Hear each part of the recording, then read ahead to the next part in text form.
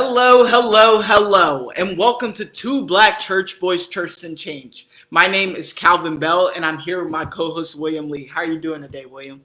I'm well. We greet you once again from the church's prayer meeting room.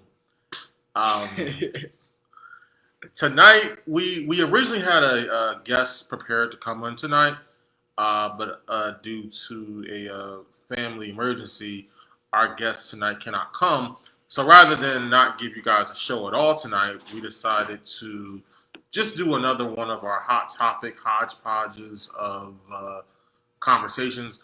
We do recognize that some people are logging out of the Vacation Bible School too and coming on. So we also want to give them room to log out of there and come on to here.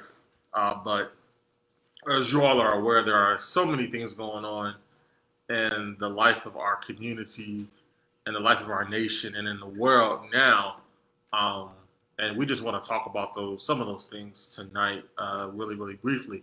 One of the things that's I want to talk about, because I'm a political person by nature, is the fact that his boy Kanye West Not my boy. is Right. now running for president. Well, quote unquote, talking about running for president. He's not actually running. Oh, hey, they are here. The Vacation Bible Study people are here. Hey, y'all. Hope Vacation Bible Study was good tonight. But your friend Kanye West has decided to run for president. And what say you about Kanye West? Run. Yeah. So that's not my boy. First, Kanye was for the people until everything happened when he showed his face and Trump's quarters. And really, I think, well, first, an article came out that Kanye would have had to run way before this in order to really put himself on the ticket, even to run as an independent, because he missed the deadline in several states that Biden and Trump have already started running in. So to quote on that, that is not. I don't think he is able to run, even though he put out aspirations to do so.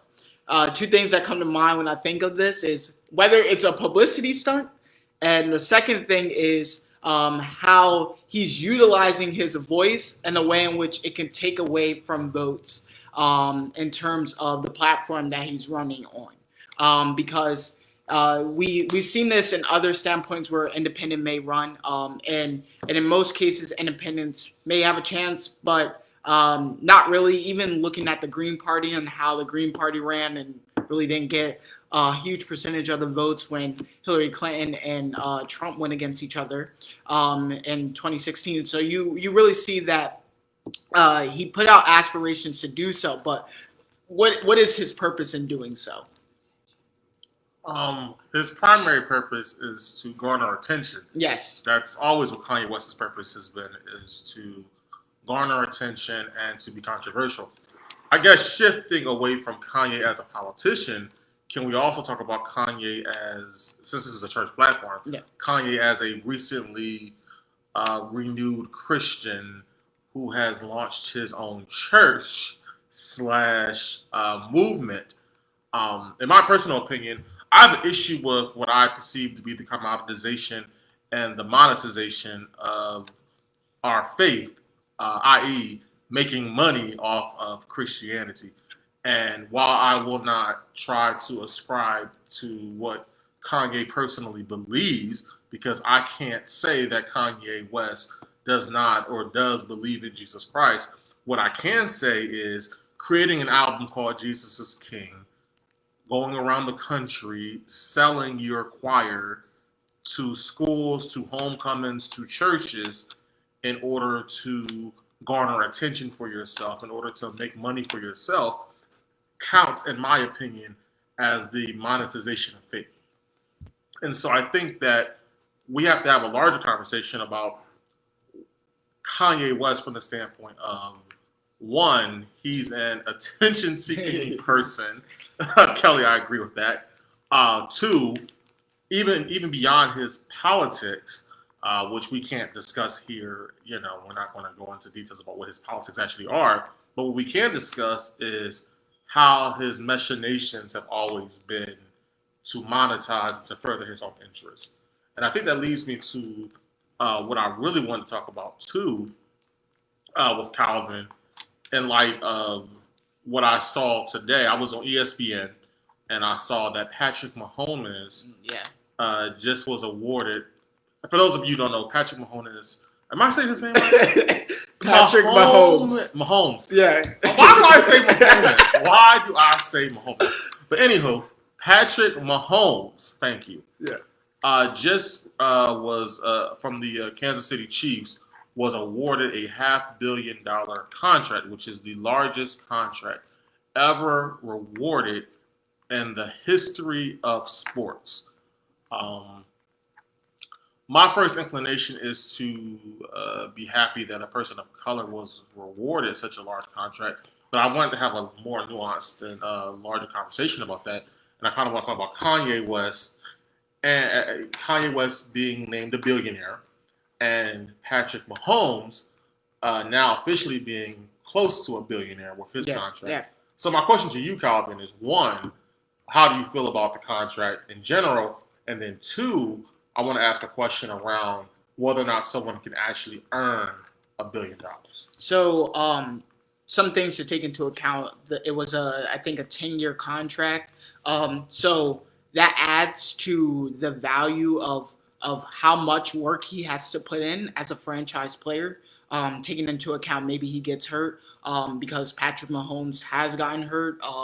As actually last year he got hurt in a game. So Patrick Mahomes as a franchise player. And if you don't know, I always think of the NFL and any other athletic organization, including the NBA, as a capitalist franchise that really profitizes off of the backs of their players. And it doesn't really take into account, yes, many people make the claim that these players get paid a lot of money, yes. However, they're putting their bodies in danger, and to do like 10 years plus as a football player in comparison to maybe playing in the MLB and the NBA is a long time, especially when you talk about concussions that really arose from this time. I think that it happened because the Kansas City Chiefs won the championship, the Super Bowl last year. And so that also brings up to the question, if they didn't win, would that same deal be on the table and taken into account? Yeah, exactly. Would that same deal be on the table and taken into account of what he has really contributed? Patrick Mahomes is a newer player also. So taking that also into account when you compare some more veteran players that have been around, especially QBs that have been around for a long time. So you think about what is the intention behind the NFL during this time, especially the Kansas City Chiefs. And the NFL in itself has really come up trying to make new strides in this place of social justice and everything. I don't think, no one thinks and should think that lift every voice and sing. Hold on for that. Yeah. Well, don't go there. That's actually going to be a separate podcast altogether. That's not where I was going with that. But I guess the question that I want to ask you is, aside from the devaluing of black bodies that all of these agencies kind of employ to keep themselves afloat, do you believe that someone can actually earn $1 billion? So, and no, and this is why you have to also take into account the way in which deals occur with other companies outside of the NFL. When you talk about people signing on like Nike, Adidas, and other companies, also using the players as market value. So $1 billion, like I said, in talking about longevity and 10 years, that doesn't take into account what happens if he gets hurt. Does he still get that same amount of money? Do they move on to another player? And that means that Patrick Mahomes has to perform every single year in order to make that money. So Patrick Mahomes steps on the field and has a bad year going into next year, then then does the amount of money that he was supposed to make go down? Where does the NFL reconsider, or do the Kansas City Chiefs reconsider the deal that they made with him?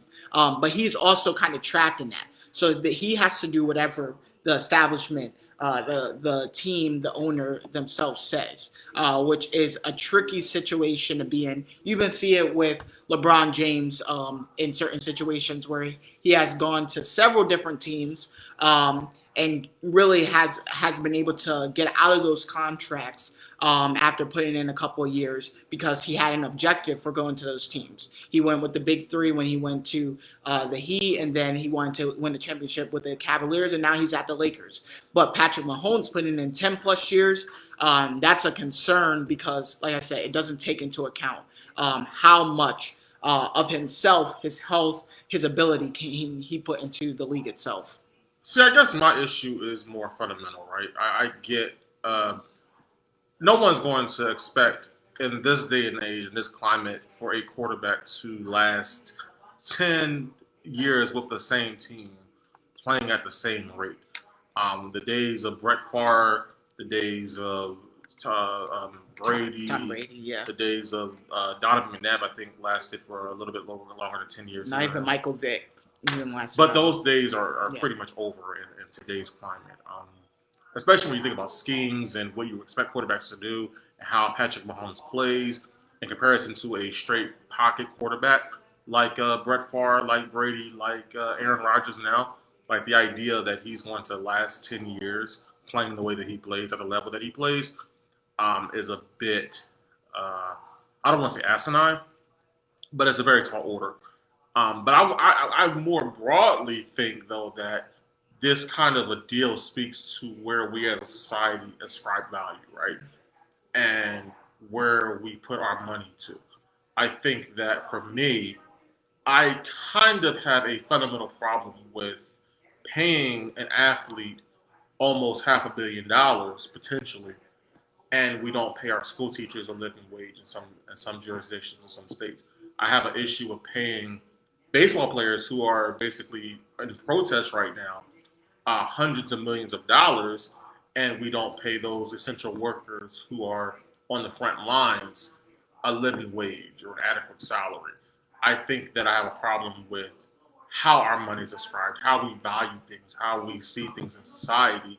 And I have a problem fundamentally, more broadly, with the idea that someone can, quote unquote, earn $1 billion. I think in theory, if we think about this, if someone can utilize their labor, can utilize their intellect, can utilize their acuity, can utilize their creativity, and quote unquote earn $1 billion, then I'm all for it. The problem with that, though, is that far too often most people don't earn $1 billion off of their own labor, off of their own acuity, off of their own resources, off of their own capital, off of their own intellect, off of their own creativity alone. Typically speaking, in order for them to earn that $1 billion, they have to earn it off of the backs, off of the labor, off of the creativity of other people in addition to themselves. So it becomes, how much do we ascribe to one person or to one entity versus how much do we ascribe to other people? Like even in the Patrick Mahomes case, like he's getting all of this money, but how much of Patrick Mahomes is actually ascribed to Patrick Mahomes versus how much of his talent and ability is ascribed to other people? Right, right. And I think that also it brings up the question of how do players utilize their platform, but also utilize the money that they make. And I don't think that players should make that much money. However, I do applaud players such as LeBron James, who has used his platform, has used his money towards social justice initiatives, has used his voice to speak out on behalf of others who really don't have that platform to speak out for themselves. So investing his money in a school within Cleveland that also allows younger students, once they get to high school, to be able to go into college right in Cleveland itself is also a way of utilizing that money. But not all players do that. Not all players live this life of value, but also that value And what you see a lot of players doing is not being able to save that money once they leave, and then go broke. And that has happened to a lot of players who have left the company. But I definitely think that when you talk about and you bring up a really interesting point, William, about how the money that a lot of these players are getting is not also going into the pockets of those who are doing everyday jobs, are really trying to help the people here in our state, but also around America, doing the jobs that many people don't really want to do. And so it does bring up the interesting question of what do you utilize that money for, but also why aren't people getting a share of that profit? I think it brings up a more fundamental question about the way that we as Americans value things and the way Yeah. that we see money, commodities. I don't want to get into a full out capitalism conversation per se, because Calvin and I actually don't have similar opinions on this. I'm a firm believer that capitalism is part of the problem in America. Calvin is of the opinion that capitalism is great. But I fundamentally believe that we're never going to achieve progress as a country until we abandon the at least American version of how we practice capitalism, right? Because one, racism is embedded into America's capitalistic structure. Because had it not been for slavery, America would never have been the superpower that it was. So America's whole inception and the way that it made money was off of the backs of slave labor. So you can never divorce American capitalism from slavery, which is what its origins have been. And so in this country, from slavery until now, American capitalism always involves exploitation. It always involves subjugation. It also involves taking from one person to give to another. So whether or not I'm robbing your intellect, whether or not I'm robbing your creativity, whether or not I'm robbing your resources, so that I can make profit off of it, so that I can secure my wealth for myself and my family.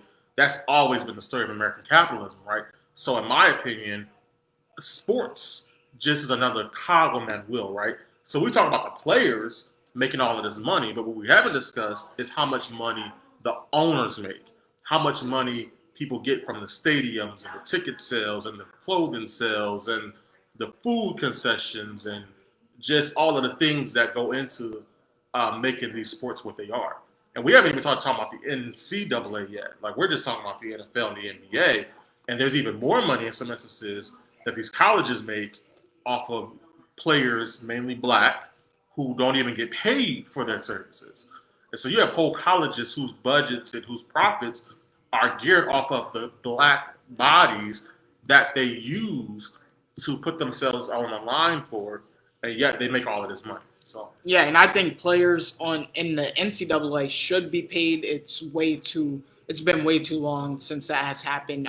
California was the first state to even pass legislation on that. And I think other states should follow that. But I'm also interested in seeing the movement towards HBCUs of these players really making a commitment to that, and to see how possibly that could be big for HBCUs in terms of financing education for those coming in, and trying to get companies such as Nike and Adidas and all these big companies to sign on to the education of Black Americans today. But in terms of my viewpoints when it comes to capitalism, I definitely agree with William in terms of it takes so it is ingrained. Systematic oppression is ingrained within systematic racism is ingrained within capitalism itself.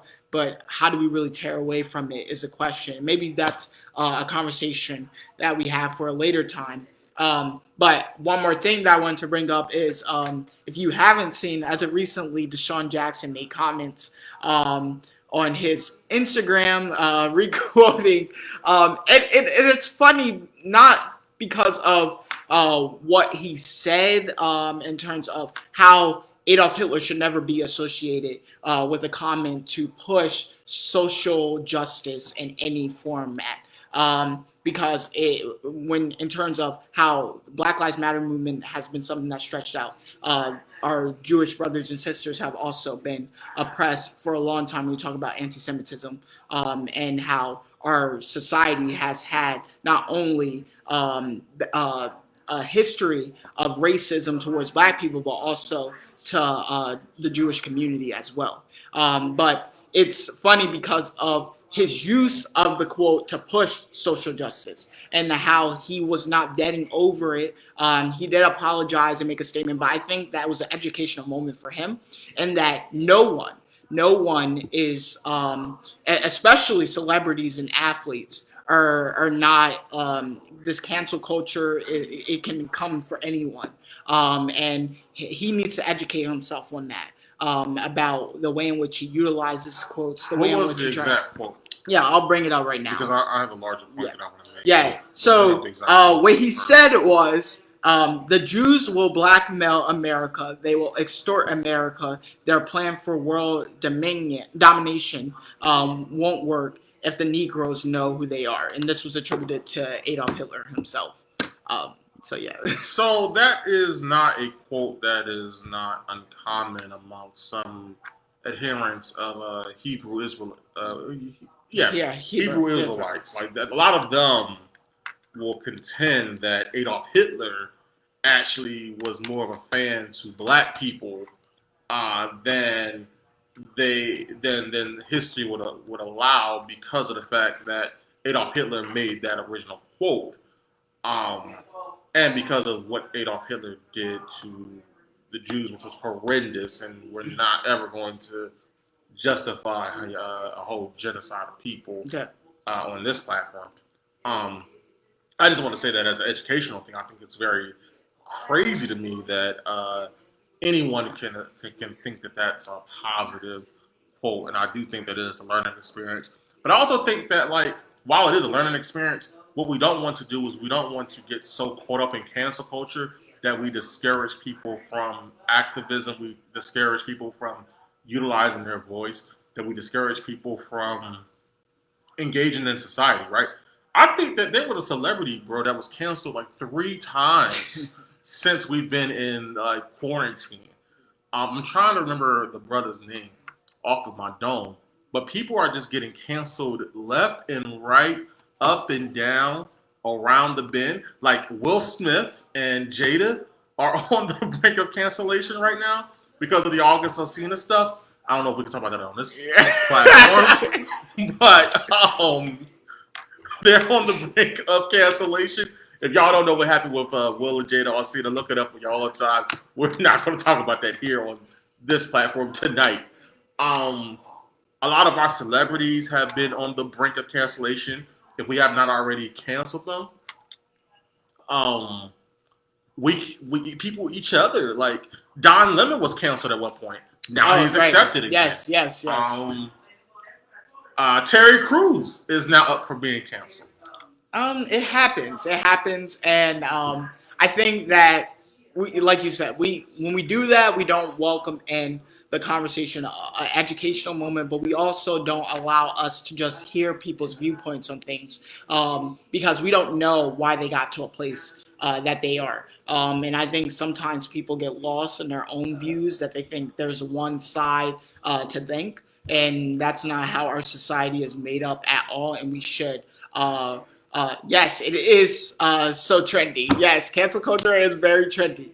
Yeah, especially Black Twitter. If you are ever a part of Black Twitter, you would know that it comes from people very strongly. But it's definitely a way we need to open up discussion and conversation more often, because this is how we had those educational moments. And to also say that we shouldn't just post. I know, especially myself, we shouldn't just post about BLM, but we should also post about other issues that we care about. And I know, William. My point of view is that we shouldn't just post about one issue, but also post about other things as well, because it opens up to the conversation of our support for other things. And I know, so I don't agree that people should be like, oh yes, I'm gonna just talk about this one issue. About the Deshaun Jackson thing. So you're just going to talk about the Deshaun Jackson thing about anti-Semitism, but not also talk about Black Lives Matter and talk about the issues that happen in police brutality. I've seen that where people are just posting about that. But for me personally, I post about an exortment of things because I want to show that I don't just care about one issue. Yes, one issue might be at the forefront of my thought, but I also care about other issues as well, and I'm willing to speak about it, especially everything going on with immigrants being sent back to homes and not being able to finish their education, which is a big issue that has gone on. We are multifaceted as a people. We could chew gum and walk at the same time. My grandma used to say that. We have the capacity to chew gum and walk at the same time. But I think that we have to investigate why you feel the need to have to verbalize that you are posting about multiple things, right? Like, I feel as though I know a lot about a lot of things, and I know a lot that are going on about a lot of things, but I don't necessarily feel like I have to post about everything that's going on. If I want to solely post about Black Lives Matter, that's my prerogative to solely post about Black Lives Matter. And that doesn't negate or take away from the fact that I'm aware as a world citizen of the multitude of ills and the multitude of wrongs that are going on. It's just the issue that is most pertinent to me as a black man, my life, my existence, my life mattering, and me articulating that my life matters to other people. So while I agree in principle that, okay, yeah, we're multifaceted people, we have a lot of interests, we have a lot of different variables, and life exists beyond Black Lives Mattering and the whole movement for Black Lives. If I want to focus solely on Black Lives on my Facebook page, I'm gonna focus solely on Black Lives on my Facebook page, and nobody's gonna tell me not to focus solely on Black Lives on my Facebook page. But I had a question for you related to cancel culture. Something that I'm trying to think about is it's a three-part question. Number one, should anyone ever be canceled? Number two, if said person is canceled, what are the criteria for canceling said person? And number three, is there ever an opportunity for redemption? So, because we talked about Kanye West earlier, and Kanye West was canceled for his, by some points of society, for his political affiliations and allegiances, but he was redeemed when he started talking about Jesus.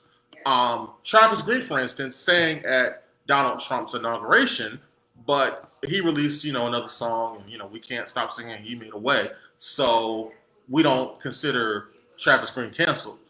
But yet, Chrisette Michele, who also sang at the same administration, is still being canceled by large segments of Black Twitter. So I guess the question is: one, should there ever be an issue where Black people are canceled? Two, what should the criteria be for that Black person to be canceled? And three, if we cancel someone, are there any set of circumstances under which that person can have their cancellation revoked? So should people be canceled?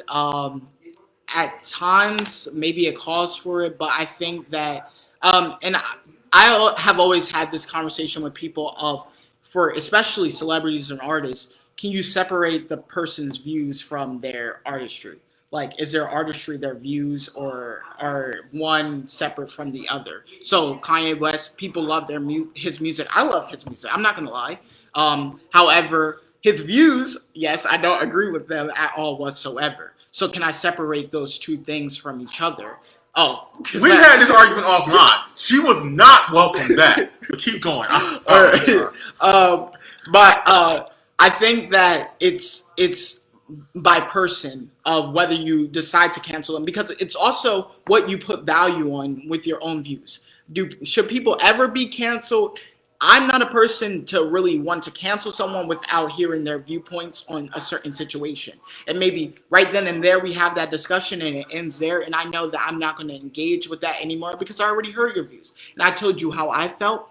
However, I think without allowing that person to really voice how they feel, without allowing that person to ever try to communicate in the way in which they feel, but also let's try to empathize and about our own views and talk about what we think, and try to welcome open arms to be a part of the movement that we're trying to create and curate. I think that takes away from the ability of others to be a part of the movement as well. I don't really try to cancel people without hearing themselves out. But I guess the criteria for canceling someone, I think there isn't a firm criteria, because I sometimes feel like people just follow other people. And so you see, oh yeah, this person got canceled. Oh yeah, so now it's time to cancel this person because it's for the community, it's for the culture. And I think that's where we always think that black people are like a monolith, that we have to agree with each other 24/7. And so I see that a lot on Black Twitter. Like, I like Black Twitter, but then also sometimes it's like one person says, oh, it's time to cancel this person. So the next person says it's time to cancel that person. And then when one person says, oh, well, like this, a counter viewpoint to it, then it's like, oh, that is an issue because you don't agree with the rest of the community. And I think that is hurtful in so many ways, not only socially, but also you see it politically in certain cases. You see it whether it's you're against an athlete on your sports team, so you're not with the sports team in general. You're against this person in the family, so you're against the family in general. Like, it's always some form of tribalism. And I think that we have to get away from that in order to have individualistic viewpoints and to get somewhere, because our society is very complex in the way in which we think, and our people are very complex in the way in which we think. So I don't think cancel culture, although it's trendy and sometimes entertaining, is always healthy. I will say this. I agree with what you're saying in general, and I think that's why I added the third point. But my position is this. There are some people who are so toxic, who are so detrimental to what we are trying to do as a people, regardless of your political affiliation, that you need to be rebuked. Maybe not canceled, but rebuked. You should be called out. Yes. Like, I'm going to lift up an example, and not for her politics per se, but for some of her antics and for some of her rhetoric. Candace Owens is a very deeply problematic figure. For someone who's always constantly seeking to incriminate and devalue black life, as a black woman, I find that to be problematic, especially given that we in our own community have issues with devaluing the lives of black women. For this black woman who has dealt with that herself to then put herself in the same position for the sake of her own financial gain is problematic. And she uses her platform to constantly do that. Not talking about her politics, don't really care about her politics. I'm talking about what she does with her platform and how she uses it, because there are plenty of black Republicans that don't act the same way that she acts. However, I always believe that there should be room for people to redeem themselves and to be welcomed back into the fold, which is why I asked the third question is, if we do cancel people, can we restore them? Can we bring them back? Can we welcome them in? And, Christian moment, as people of faith, we're always about the work of restoration, the work of bringing folks back in, the work of restoring people back to the state that they were in before they committed the offense. Yeah, in terms of Candace Owens, I on my YouTube especially, the Progress U comes up, which is her show. Like, it's a channel that her show is on. And sometimes even when she's just speaking in general, I think when there are people who maybe are on the other spectrum of her viewpoints, sometimes they don't know how to argue with her. They don't know how to speak back with her and talk about and conversate on the issues that she presents. Candace Owens, if you don't know, she has a huge following. She has this Blexit movement. Look into that on your own time. But yeah, she has a huge moment. And I think that T.I. and her, if you ever have seen the video, had a kind of back and forth where he was more so, it was bad because she was horrible. Yeah, it was awful. So it was awful because she was actually in most points I don't agree with her, but she was bringing up some interesting things that actually Killer Mike was saying. Look, listen to her, like, listen to what she's saying, and T.I. was just attacking her. Well, not even attacking her, but asking an asinine question that had nothing to do with what the point that she was making. Exactly. Like, we're not here to talk about politics, right? Yeah. We talk about politics on a broad level. We're not here to talk about our individual politics. But Calvin and I do not agree with Candace Owens' politics. Yeah. I can say that without us losing our 501c3 status. But we also give people the opportunity in the room, as you will see here and on this platform, to express themselves when they are different, and we give them room to converse about their opinions and about their ideas, about their ideologies. what happened with Candace Owens and T.I. was that T.I. was so busy trying to prove a point about America being great that he wasn't listening to the whole argument that she was making, Exactly. which was beyond the framing of Trump's "Make America Great" mantra. Yeah, and she is kind of claims her. She kind of claims herself as to be she is a part of the black community, but claims to have a different side of the black community. And I think what T.I. did and kind of pushed the crowd that during that event to also be booing her and everything like that. And Killer Mike, who's also on the other spectrum to Candace Owens, stood up for her because they weren't respecting her as a person. And I think that's what we have to do. In order to have discussion, we need to listen and then present our own viewpoints, because then that's how we welcome in conversation. But that was a bad example of how you go about it when you have parallel views to someone else, when you have differentiating views to someone else. And I think that's where cancel culture instantly clouds someone's mind, because you already know how someone feels, so you're instantly going to attack them because you know that, without listening to what they have to say before intellectually debating them on the issue. And I have an issue with that. Candace is still canceled. Yeah. As an aside, we're not canceling Candace, but what we're saying is that what I'm hearing is that we should give you room to express yourself before you're canceled. Yes. And we should respectfully tell you that you're canceled.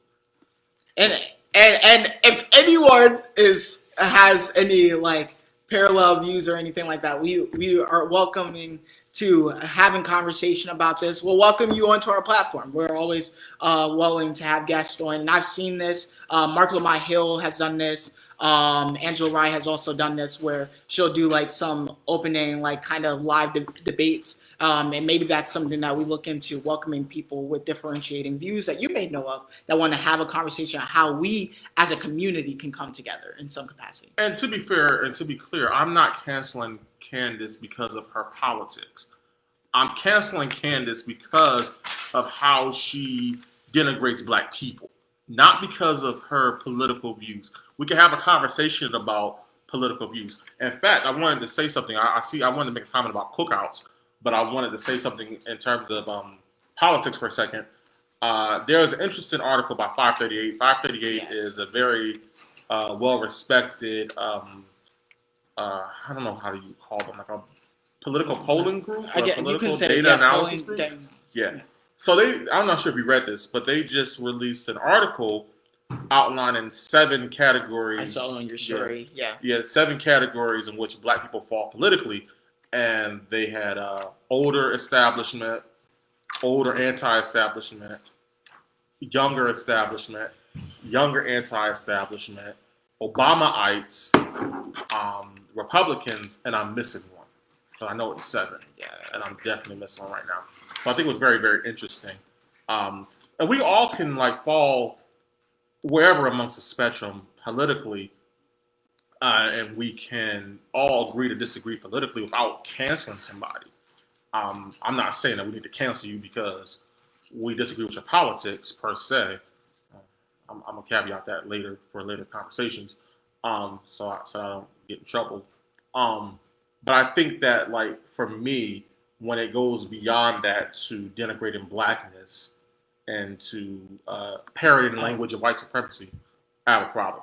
Yeah, it's just to rename them again. It's pro-Trump conservative Republicans, Trump skeptical conservative Republicans. That was the other one. So they have 2 differentiating ones, and I guess that's kind of like those that are questioning of his viewpoints by Republicans.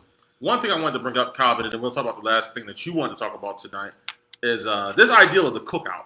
I am so sick of the cookout. One, because, rant moment, y'all invite everybody who does every little thing to the cookout. If a person says racism is bad, suddenly now they have an invitation to our private cookout to bring their bland raisin-filled potato salad. I feel as though our cookouts are special spaces for us to exist, to be black, to do the wobble, to play spades, to talk trash, to drink brown liquor if that's your thing, to eat good food, and invitations to that space should not just be given away so freely just because someone has a suddenly good take on an issue. What say you about open invitations to the cookout? So I think that's the same case as well. And we even do it um, like our allies, our white allies. Oh yeah, they were welcomed in over like someone else. And I think that we kind of just throw out the invitation anywhere. But this idea, if you don't know, which I hope most of you do know about like the cookout, it's yes, it can be like a real cookout, but it's also but it's like It's metaphorical. metaphorical. Yeah, metaphorical Yeah. about just being a part of our culture, just being a part of the history that we have. And I think that we, like you said, William, we kind of give out that invitation so freely, but until you really educate yourselves about our history, until you really understand what it's like to be in our shoes, not only as two young black men, but also as or boys, but also as just black people in themselves. Until you understand that fully, then you don't really get that invitation to make a statement on how we should feel as a culture, how we should feel as a people, how we should live our lives, because you're not living in our shoes. You're not living on the backs of our like we created and curated the history of America, but so many people so freely just avoid that notion that we built the White House and built the buildings that we reside in. But it's really until you fully understand what it's like, until you engage in conversation with me to truly empathize with my feelings as a black person, as a black young man, then you can't get that invitation. I think even beyond that, like you can have conversations with me, but until you're willing to put your privilege on the line, and until you're willing to lay down your whiteness to a degree to give us space in room and spaces that we don't traditionally have space in room to exist in, until you're willing to do that work, for me, it's a no.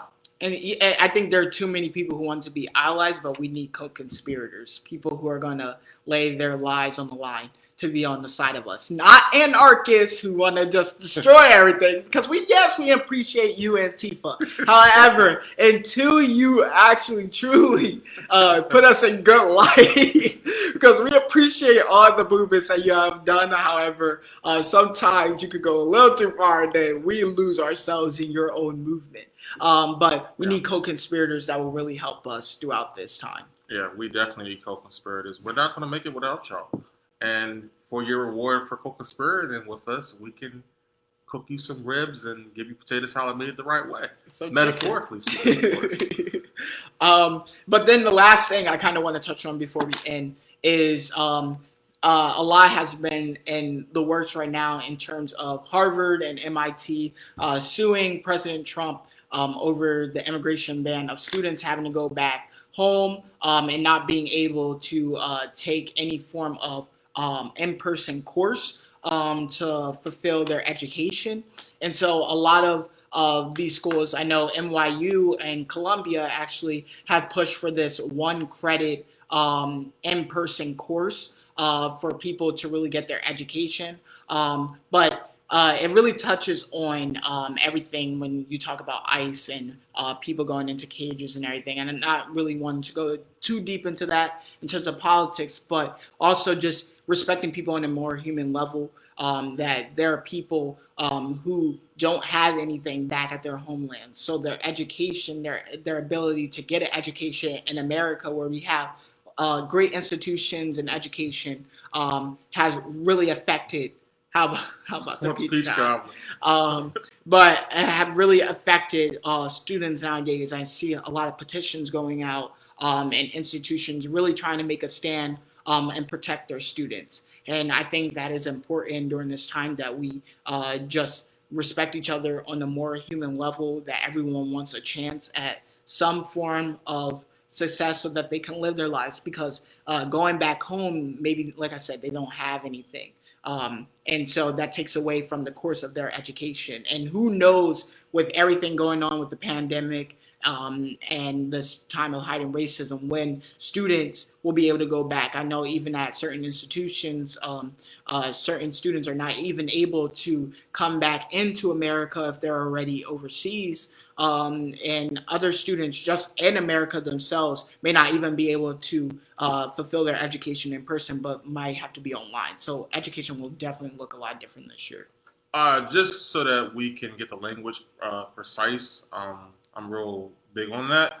They're not suing Donald Trump directly. He's actually being sued by Iran, right? Is it Iran or Iraq? Iraq. Yeah, Iraq is suing Donald Trump directly. They have a warrant out for his arrest. Crazy. We're not talking about politics, but our president has a warrant out for his arrest in another country. Wonderful. But they're suing because ICE had specifically agreed to not deport these students. They had made an arrangement that these students will be permitted to stay in the country. And I'm oversimplifying it. I can send you all the brief that MIT and Harvard wrote against the whole ICE and Department of Justice. He's a lawyer, just to let you know. Thank you. But in the context of simplifying it, there were agreements made that students who were international would be able to stay during the pandemic, but ICE has abandoned that agreement and has said that if these students aren't in school or if school goes remotely, they would have to return to their country of origin. And so now Harvard, MIT, and I believe other schools, I can't think of them off the top of my head, have now joined in that briefing, which was excellently written, as an aside, to fight so that these students can stay here and learn remotely from here.